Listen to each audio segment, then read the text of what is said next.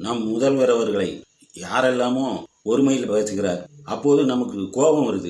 ஆனால் மதுரையில் நம்ம செல்லூர் ராஜண்ண மேடையில் பேசினார், முழங்கினார். அப்போது நமக்கு கோபமே வரமாட்டேங்குது, சிரிப்பு தான் எனக்கெல்லாம் வந்தது.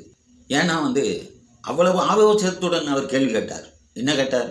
முதல்வரை பார்த்து கேட்கிறேன், 16 மணி நேரம் அவர் பணி செய்தாரா? அவர் பயில் பார்த்தாரா? அவருக்கு பயில் பார்க்க தெரியுமா? நேரடியாக கேட்கிறேன், ஒரு படத்துக்கு எவ்வளவு வாங்கினாய்? இப்படி கேட்டா ஊரறிஞ்ச விஷயம். ஒரு படத்துக்கு இப்போ நான் சொல்கிறேன் 200 கோடி வாங்கிட்டார்.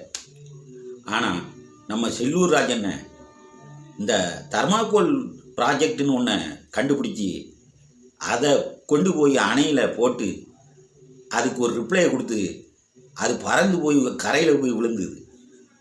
உடனே அவர் திரும்பி ஒரு சிரிப்பு சிரித்தார் பாருங்க. அந்த சிரிப்பு எனக்கு அவர் பேசும்போது கோபத்தை எழுப்பவே இல்லை. நான் அவரை விமர்சனம் செய்ய முடியல, எனக்கு சிரிப்பாக வருது. ஏன்னா அவ்வளவு லாஜிக்கான கேள்வியை அவர் பொதுக்கூட்டத்தில் கேட்கார்.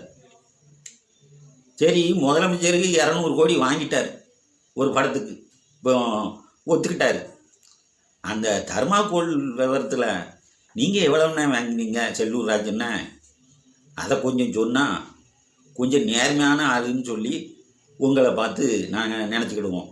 இல்லைன்னா நினச்சி எங்களை சிரிக்க வைக்கிற மாதிரி இருக்குண்ணே. நீங்கள் கோவப்பட்டு பேசாதீங்கண்ணே. நீங்கள் கோவப்பட்டாலே சிரிப்பு வருது எங்களுக்கு.